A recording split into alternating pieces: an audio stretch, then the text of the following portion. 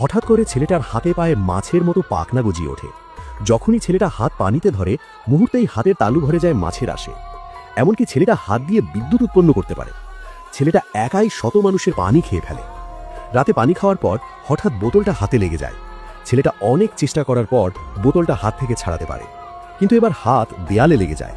তখনই শব্দ শুনে ছেলেটার মা বাবা ছুটে আসে, আর ছেলেকে দেখে দুজন হতবাক হয়ে যায়, কারণ ছেলেটা উল্টো ঝুলছিল। দৃশ্য পরিবর্তন হয় নদীতে। ছেলেটার সাঁতারের গতি এত বেশি ছিল যে স্পিড বোর্ডের আগে চলে যায়। ছেলেটা আসলে মানুষ নাকি মৎস্যপুত্র তা দেখতে বন্ধুরা নানান গবেষণা করে। পরিশেষে তারা নিশ্চিত হয় যে ছেলেটা আসলে মৎস্যকন্যার বংশধর। তখন ছেলেটা তার বাবা মাকে প্রশ্ন করে। অনেক জিজ্ঞাসাবাদের পর আসল ঘটনা জানা যায়। আসলে ছেলেটাকে ছোটবেলায় সমুদ্রের ধারে কুড়িয়ে পেয়েছিল। ছেলেটা মনের সন্দেহে সমুদ্র তটে ছুটে যায়। তখনই পানির ওপরে মৎস্যকন্যা ভেসে ওঠে। গল্পের বাকি অংশ দ্বিতীয় পর্বে দেখব, সাথেই থাকুন।